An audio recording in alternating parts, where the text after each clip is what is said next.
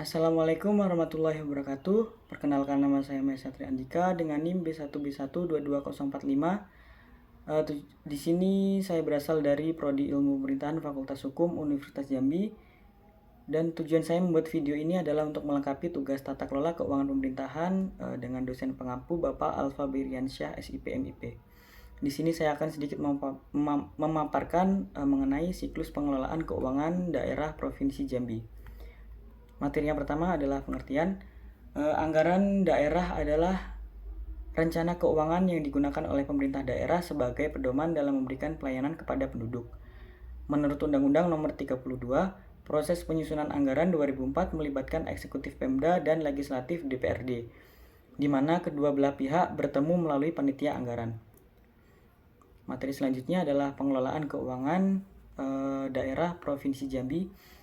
Ini ada siklus APBD yang dimulai dari perencanaan, penyusunan, penetapan, pelaksanaan, hingga yang terakhir yaitu pertanggungjawaban. Yang pertama selanjutnya adalah perencanaan dan penganggaran keuangan daerah. Perencanaan dan penganggaran daerah merupakan cermin dari efektivitas pengelolaan keuangan daerah yang baik untuk menunjang keberhasilan desentralisasi fiskal. Menurut Undang-Undang Nomor 32, proses penyusunan anggaran 2004 melibatkan eksekutif Pemda dan legislatif DPRD, di mana kedua belah pihak bertemu di panitia anggaran. Ini ada perencanaan dan penganggaran keuangan daerah. Yang pertama ada RPJPD atau Rencana Pembangunan Jangka Panjang Daerah. Yang kedua ada RPJMD atau Rencana Pembangunan Jangka Menengah Daerah. Yang ketiga ada RKPD atau Rencana Kerja Pemerintahan Daerah. Yang keempat ada KUA atau Kebijakan Umum APBD. Yang kelima ada PPAS atau Prioritas dan Platform Anggaran Sementara. Yang ketujuh ada RKA atau Rencana Kerja dan Anggaran. Yang kedelapan ada SKPD atau Satuan Kerja Perangkat Daerah. Dan yang terakhir adalah APBD, Anggaran Pendapatan Belanja Daerah. Dimulai dari Rencana Pembangunan Jangka Panjang Daerah atau RJPD. RJPD sebagai acuan penyusunan rencana pembangunan jangka menengah daerah atau RJPJMD. Lalu kepala daerah berdasarkan RKPD menyusun rancangan kebijakan umum APBD. Selanjutnya disepakati menjadi kebijakan umum APBD atau KUA.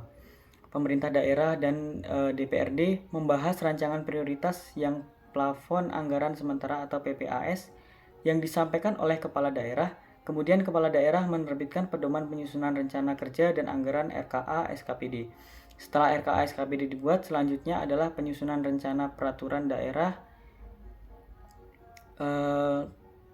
tentang APBD dan rancangan peraturan kepala daerah tentang penjabaran APBD.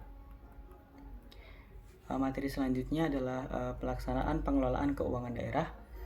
Pejabat pengelola keuangan daerah atau PPKD memberitahukan kepada Satuan Kerja Perangkat Daerah atau SKPD agar menyusun dan menyampaikan rancangan dokumen pelaksanaan anggaran SKPD DPA SKPD paling lambat 3 hari kerja setelah APBD ditetapkan. Pelaksanaan APBD terdiri dari pelaksanaan anggaran, pendapatan, belanja, dan pembiayaan. Kemudian setelah 1 semester, pemerintah daerah menyusun laporan realisasi semester pertama APBD dan prognosis untuk 6 bulan berikutnya. Laporan tersebut disampaikan kepada DPRD selambatnya pada akhir bulan Juli tahun anggaran yang bersangkutan untuk dibahas bersama antara DPRD dan pemerintah daerah.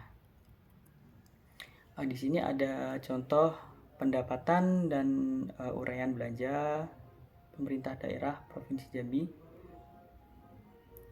Untuk pendapatan ini ada PAD, pajak daerah, hasil restribusi daerah, hasil pengelolaan kekayaan daerah yang dipisahkan, dan lain-lain pendapatan asli daerah yang sah. Yang kedua ada dana perimbangan. Ini meliputi bagi hasil pajak BPH, BHP, bagi hasil bukan pajak BHBP, dana alokasi umum atau DAU, dana alokasi khusus atau DAK. Dan selanjutnya adalah lain-lain pendapatan daerah yang sah. Lalu ada dana penyusunan otonomi khusus dan pendapatan hibah. Untuk uraian belanja ini ada belanja tidak langsung, total belanja pegawai, belanja pegawai, gaji guru PNS, SLTA dan SMK serta kependidikan, belanja pegawai, gaji guru, non PNS, SLTA dan SMK serta T kependidikan. Lalu ada peningkatan tunjangan kinerja daerah, lalu ada belanja subsidi, belanja hibah, belanja bantuan sosial, belanja bentuk keuangan, belanja bagi hasil kepada provinsi atau kabupaten, kota, dan pemerintah desa. Lalu ada belanja tidak terduga, belanja aparatur, belanja langsung, belanja pegawai, belanja barang dan jasa, dan belanja modal, dan yang terakhir adalah belanja publik. Selanjutnya adalah penata usahaan keuangan daerah.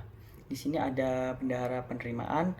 Bendahara penerimaan bertugas menyelenggarakan pembukaan terhadap seluruh penerimaan dan penyetoran dan melaporkan kepada pejabat pengelola keuangan daerah atau PPKD, melakukan verifikasi, evaluasi, analisis atas laporan pertanggungjawaban penerimaan.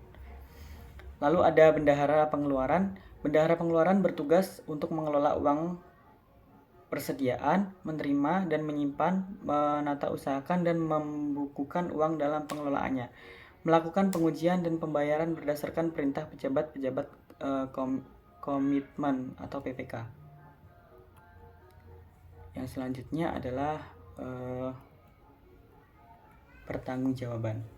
Pertanggungjawaban pelaksanaan anggaran pendapatan dan belanja daerah disusun dalam bentuk rancangan peraturan daerah atau Raperda tentang anggaran pendapatan dan belanja daerah dalam tahun berjalan paling lambat 5 bulan setelah tahun anggaran berakhir.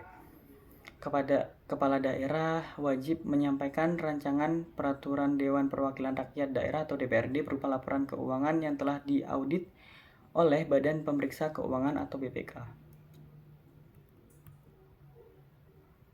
Lalu ini ada contoh neraca untuk periode yang berakhir pada tanggal 31 Desember 2022 dan 2021. Dan ini bisa kita lihat ada satu contoh lagi. Ini mengenai laporan realisasi anggaran untuk periode yang berakhir tanggal 31 Desember 2022 dan 2021.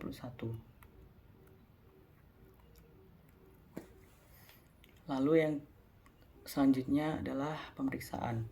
Pemeriksaan keuangan adalah pemeriksaan atas laporan keuangan pemerintah, keuangan pemerintah pusat dan pemerintah daerah. Pemeriksaan keuangan ini dilakukan oleh BPK dalam rangka memberikan pernyataan opini tentang tingkat kewajaran informasi yang disajikan dalam laporan keuangan pemerintah. Pemeriksaan atas laporan keuangan ini dilakukan setelah laporan keuangan disusun oleh oleh objek pemeriksaan seperti kementerian atau lembaga pemerintah pusat, pemerintah daerah, dan diserahkan kepada BPK paling lambat 3 bulan setelah tahun anggaran dimaksud berakhir.